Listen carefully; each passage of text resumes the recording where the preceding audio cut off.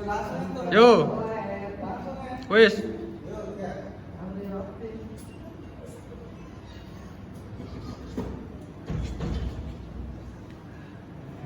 Assalamualaikum anak-anak.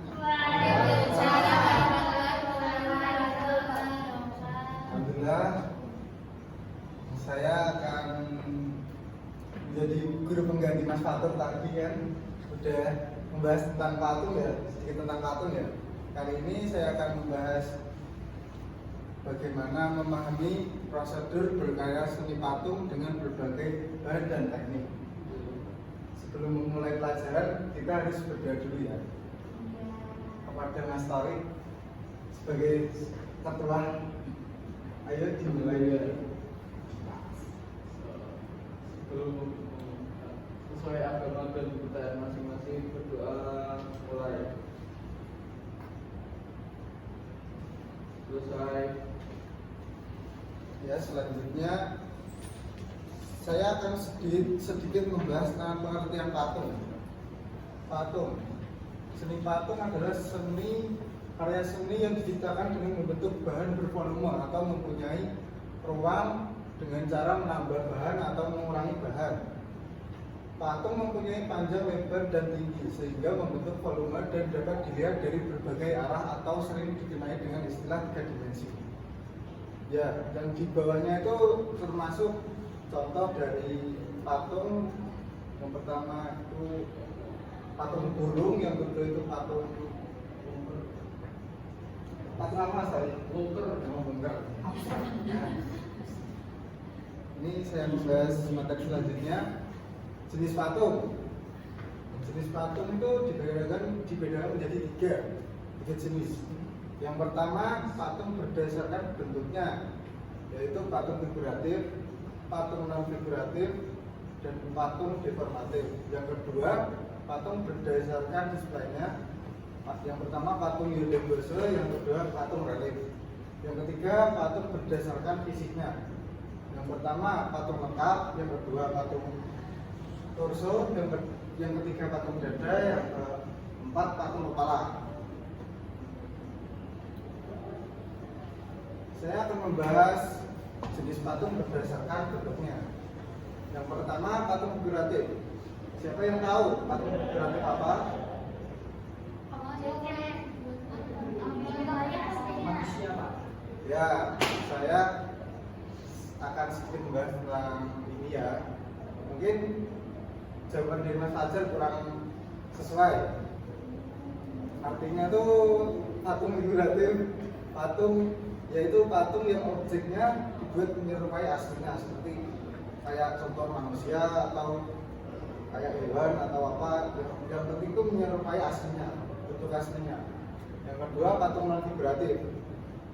Patungnya itu bentuknya itu abstrak, jadi tidak nyata atau seperti inilah. Ini kan bentuknya kayak nggak terlalu jelas gimana ya. Ini termasuk patung non figuratif kalau berdasarkan bentuknya. Yang ketiga patung deformatif, yaitu patung yang menyerupai patung yang bentuk aslinya diubah menjadi bentuk baru.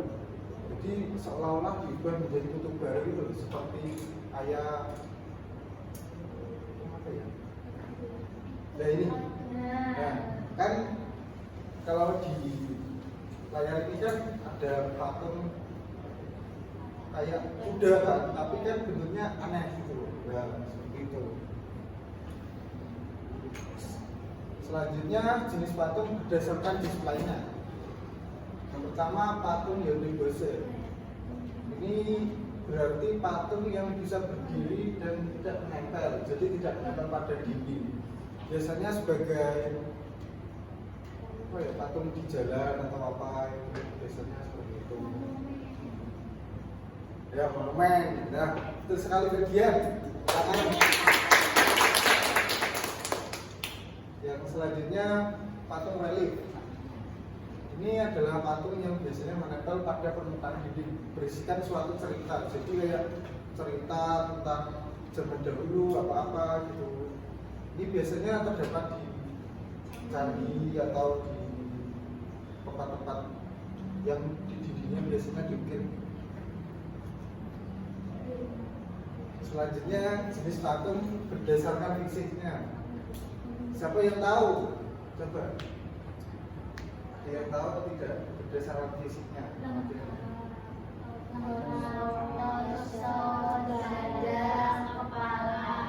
Siapa yang tahu yang lengkap pengertiannya apa? Coba.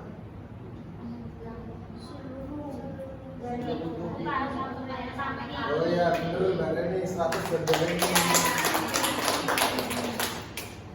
Patung lengkap itu sebenarnya itu patung yang dibuat ya itu tadi seperti kata Mbak Reni. Jadi patung yang dibuat dari atas kepala sampai kaki, jadi terlihat semua itu loh, seluruh tubuhnya, jadi lengkap. Kalau torso itu patung yang dibuat itu hanya dadanya doang, jadi kayak dari gini sampai ya dada sini, jadi kaki sama kepala itu tidak ada. Dan ketiga itu patung dada, itu berarti dari kepala sampai dada, jadi nggak sampai ke bawah. Yang terakhir tuh patung kepala, jadi itu patung yang hanya kepalanya saja. Seperti itu. Kalau udah paham? Paham. Nah, alhamdulillah murid saya pintar-pintar. Yang selanjutnya adalah fungsi seni patung. Yang pertama, patung sebagai dekorasi. Siapa yang tahu kalau dekorasi itu apa? Nah, bener Mbak Amer sama Mbak Mas Fajar.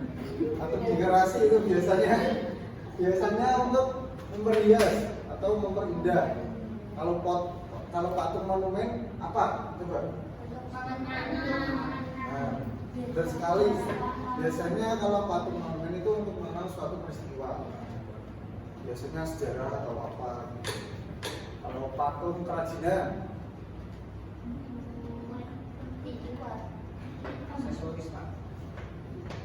benar. Yang benar itu patung kerajinan itu dibuat untuk dijual, biasanya untuk pria atau apa gitu. Kalau patung arsitek itu untuk hiasan bangunan. nah, benar sekali. Biasanya kalau patung arsitektur itu biasanya dibuat pada kayak kalau di rumah atau bangunan-bangunan tertentu seperti gereja itu kan biasanya ada patung kayak arsitekturnya yang bagus itu. Yang selanjutnya patung seni. Siapa yang tahu patung seni? Untuk menikmati keindahannya. Nah, benar sekali Mbak Sasa. Yang terakhir adalah patung religi. Kalau patung religi pasti udah ada tahu ya. Biasanya untuk ibadah. ya bagi kaum tertentu yang biasanya patung sebagai tempat peribadahan. Yang selanjutnya bahan berkarya seni patung. Kalau bahan berkarya seni patung, kalau yang dari lunak apa aja biasanya? Tanam lilin, sabun, Benar sekali Mbak Reni.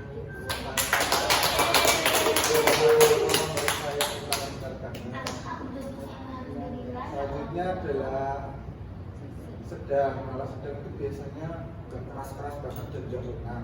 Biasanya kayu ragu, kayu mahoni atau kayu laru. Yang selanjutnya bahan keras. Biasanya ini seperti batu marmer, batu granit, batu andesit yang biasanya agak keras gitu, biasanya benar-benar pahat. Yang selanjutnya bahan cor. Ini biasanya bahan cair, biasanya untuk membuat cor semen, emas, timah, resin, dan lain-lain. Lanjut ya.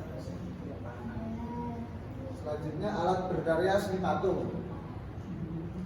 Kalau alat, siapa yang tahu yang pertama itu apa alatnya? Mesin. Benar. Yang kedua? Meja. Benar sekali. Yang selanjutnya apa tuh? Papan. Ya, benar sekali. Yang selanjutnya? Oke. Yang selanjutnya itu apa tuh? Ya, benar.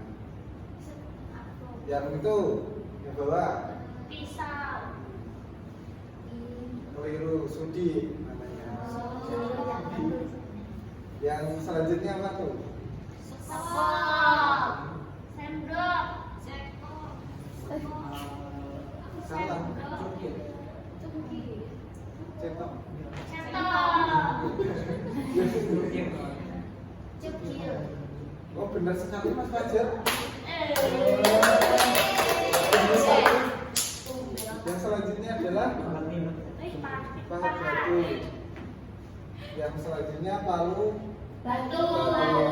Yang terakhir adalah tas. Lanjut ya anak-anak. Iya. Ya kali ini kita akan bahas teknik berkarya seni patung. Yang pertama teknik pahat. Siapa yang tahu teknik pahat gimana? Di batu Ya benar sekali, tapi saya melengkapi lagi ya. Teknik pahat itu biasanya teknik untuk mengurangi bahan. Jadi seperti mengurangi bahan dari batu atau kayu. Contohnya itu di atas tuh kan ada orang yang memahat batu itu ya, dibuat kayak dewa-dewa gitu. Yang selanjutnya teknik bucir. Siapa yang tahu teknik bucir? Mengurangi atau menambah. Ya benar sekali. Kalau teknik bucir itu menambah atau mengurangi bahan yang biasanya dari bahan lunak.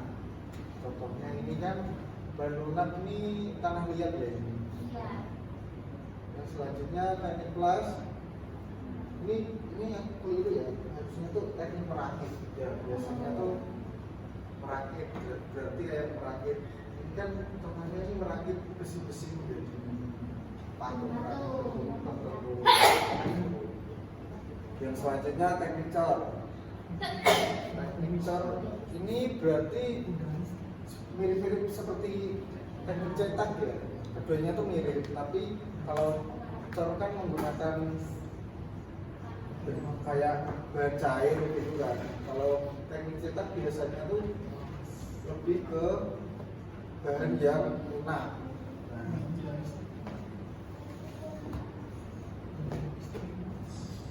Prosedur berkarya. Ya untuk PR kalian di rumah, kita akan besok minggu depan kita akan berkarya patung. Nah, jadi patung yang gampang-gampang aja menggunakan tanah liat. Kelompok atau individu? Oh ya Pak? sabun. Kelompok apa individu? Individu udah ya satu aja. Jadi awal prosedur berkaryanya itu persiapan alat dan bahan. Berarti alatnya itu kalau sabun ya berarti bisa menggunakan cutter tadi ya, cutter bisa, bahannya sabun atau menggunakan alat-alat yang bisa menggores sabunnya. Yang selanjutnya persiapan desain. Nanti desainnya itu fauna aja ya biar gampang. Kan kalau flora kan ada agak ribet gitu loh. Nah, yang selanjutnya persiapan membentuk. Jadi itu tadi yang membentuk itu nanti saya akan menilai prosesnya di sini ya. Jadi saya akan melihat langsung. Yang terakhir adalah finishing. Nanti ya finishing memperindah hasil karyanya, kemudian saya nilai. Langsung cuti hari itu, Pak. Ya, berarti minggu depan. Iya. Kan masih ada pertemuan berapa? 1, 2, 3, 4, 5, 4. Berarti masih ada pertemuan 4. Apa, Pak? Ya, terima kasih. Itu saja yang bisa saya sampaikan. Bila ada kata-kata yang salah, perkenankan.